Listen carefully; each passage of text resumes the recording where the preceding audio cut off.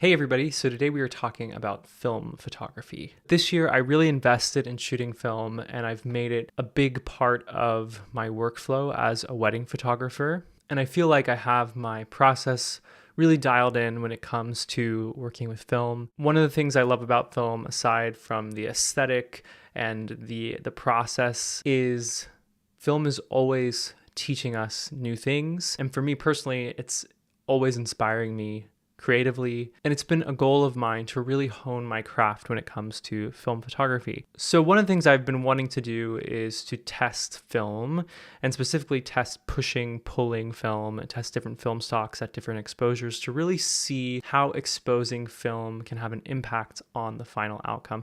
So today I want to talk to you about a little test I did with Dune, where we shot some Portra 160 pushed one stop. This is something that was sort of nebulous for a long time. Even after I'd been shooting film for several years, I didn't really actually know what pushing and pulling film really meant. So there's three things we need to talk about: pulling, pushing, and rating. Most film cameras have light meters that help us have an understanding of the exposure. And typically with film, we like to overexpose it in camera for the best result. Film really likes light, so I find myself metering for shadows and overexposing film. But the thing about film and film cameras is, for most film cameras, you have to rate the film. Rating the film is essentially telling the camera what the speed of the film is. So for example, if you're shooting Portra 400 and you want to shoot the film at box speed, you have to tell the camera that the ISO or the ASA of the film is 400, so the camera knows how to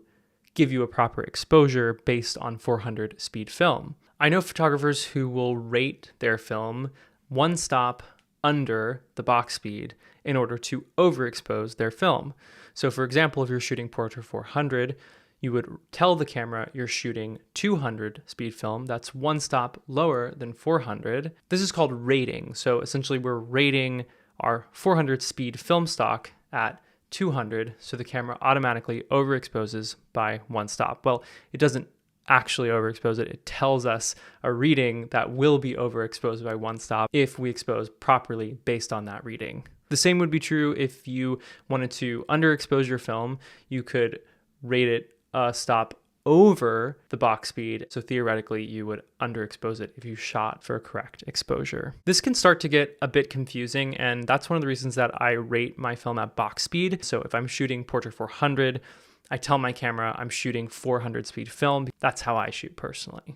Pushing and pulling is different because it has an impact on how the film is processed after it's been shot.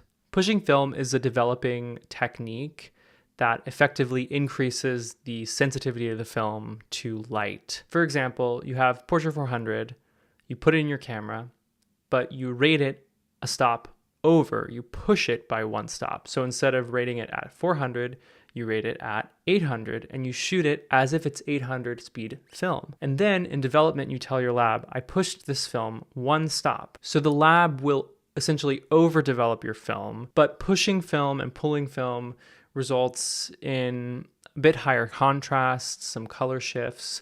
So the results don't always look exactly like they would if you shot the film and developed it normally. But the benefits are, if you only have a low ISO film in low light conditions, you can push that film to effectively shoot at a higher ISO and have a better result than you would if you just underexposed that film or didn't push it. The main reason that we would push or pull film is due to not having the proper film for the scenario that we're trying to shoot in. So that's sort of an overview of pushing and pulling film. It might be confusing, and if it is, you should Google it. There are lots of resources online that will help you understand this, but the best way to understand it is to actually experiment with pushing and pulling film yourself. And I really wanted to do this. So what we did was we pushed a roll of Portra 160. I pushed it one stop, which if you're shooting Portra 160, pushing one stop means shooting this film at 320, which is what we did. And then I went ahead and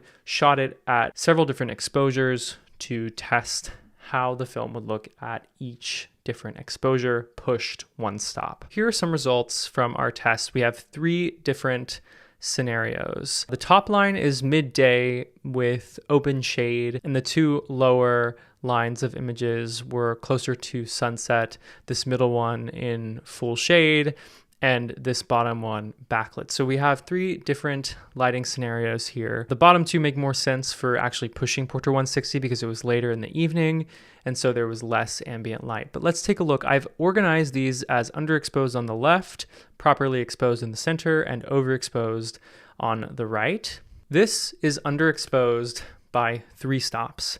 So you can see that it's pretty muddy, grainy. There's not a lot of detail. It looks pretty underexposed, not great. Here we have an underexposure of 2 stops, so you can see it looks significantly better. There's basically no information in the shadows here. We have some highlight detail, but it all looks pretty muddy. Here is the image underexposed by 1 stop, which actually doesn't look too bad. It kind of has an interesting pushed look to it, meaning it's pretty contrasty, pretty punchy. The skin tone leans a little bit green, which seems to be typical of pushing Portra 160. Here is an image that is exposed properly. So we see we do have more shadow detail, highlight detail, but we still have that sort of crunchy, punchy look to it. It's not as clean or soft as Portra film stocks tend to be when they are not pushed in development. Here's 1 stop over, and to my eye, this is the best result.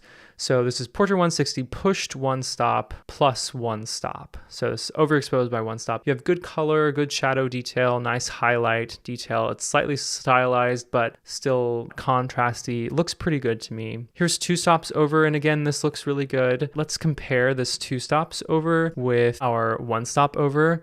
They both look pretty good to me. We can see a difference here in the highlights. They sort of bloom a little bit more than this 1 stop. But overall, they look pretty similar. And this is 3 stops overexposed. And to me, this is starting to break apart a little bit. We get these weird color shifts. The highlights look a little bit unrealistic. They look a little bit too contrasty, too HDR. There's something about them that just doesn't feel quite right. So if we compare this to the 2 stops, we can see that the 2 stops over is much more pleasing, at least to my eye. You just have better highlight roll off than over here, and the 3 stops overexposed. Moving into our middle row here with some example images. This is 3 stops under. So again, like we saw before, really muddy, not a lot of detail, pretty sad looking photo here. 2 stops under, it improves a little bit. 1 stop under improves even more, but we can still see some color shifting here. You see these like sort of red tones creeping into the shadows, these weird shifts, but definitely an improvement over the other 2 images that were underexposed. Here's a proper exposure, pushed 1 stop, Portra 160, and this actually looks pretty nice to me. Again, it does have that sort of contrasty pushed look, but the image holds together pretty nicely. Here's 1 stop overexposed. Let's go ahead and compare these, because again, I think 1 stop over is the best result in my opinion. So we can see the image that's exposed correctly has some more red shifts in the shadows, which aren't as apparent 1 stop overexposed. To my eye, I would prefer the 1 stop over, even though this is pushed and the skin tone is trending a little green. It's still overly green in my opinion, but theoretically you could work on that in post if you really wanted to. This is 2 stops overexposed. Let's look at this compared to 1 stop overexposed. 2 stops overexposed looks really good to me too. It sort of cleans up even more here. I love what's happening in the highlights, this nice like separation. These 2 are both strong contenders. 3 stops overexposed starts to fall apart a little bit. Let's look at that in comparison to 2 stops overexposed. These are actually pretty similar, but I do prefer the skin tones in the 2 stops overexposed versus the 3 stops overexposed. 3 stops overexposed starts to get a little muddy, a little bit too green in my opinion. The color sort of falls apart a little bit. All right, and here is our final test. So we have 3 stops underexposed, muddy shadows, not a lot of good contrast. It sort of all becomes one tone, weird color shifts here. 2 stops under cleans up pretty nicely, but still muddy, weird color shifts and pretty poor shadow detail here. 1 stop under cleans up a little bit.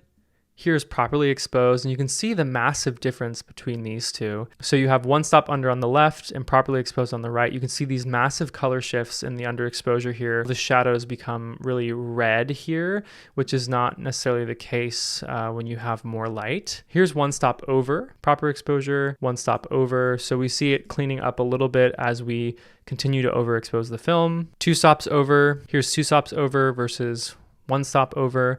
So two stops over continues to clean up. Three stops over, which again, as we saw in our previous examples, starts to fall apart a little bit. You get this weird color shifting in the shadows as the image gets brighter and brighter. So if we compare that to our two stops over, we can immediately see the differences. So for this example, our one stop over and two stops over are the clear winners. I still think one stop over for me is the sweet spot. It's sort of, for me, is like the least crunchy, the most pleasing look that I was able to achieve with this test. So I just want to show you a few more examples here. These were images that were captured during an actual engagement session. Portrait 160 pushed one stop. So you can see here, it gives a really filmy, contrasty look, but it's definitely, like I was saying earlier, not that beautiful, gorgeous, creamy Portra look that you can get if you just process the film at box speed. So here are a few more examples.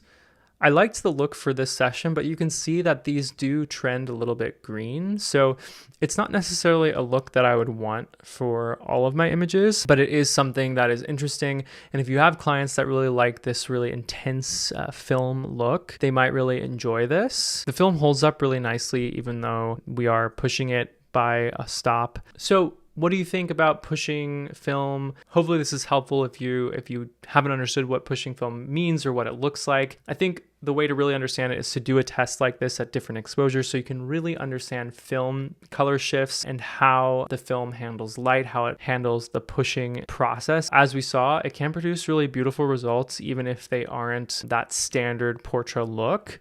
So if you're in a situation where you need to push the film to achieve a better result, you can and still achieve a beautiful result that is deliverable. The other variable that we haven't really talked a lot about in this video is the lab that you're using to develop your film. Make sure you're using a lab you trust to develop and scan your film, because that has a huge impact obviously on the final look. But at least from these tests, assuming you have a proper lab, you should be able to achieve really good results from pushing film at least by one stop, at least Portrait 160 by one stop. So it's something that I would do again in certain situations, but not necessarily something that I will keep in my normal rotation. I hope that this was interesting, informative for you. Let me know if you have any questions down below in the comments. If you enjoyed this video, if it was helpful, please give it a like. That really helps me out. Thank you. See you in the next one. Bye.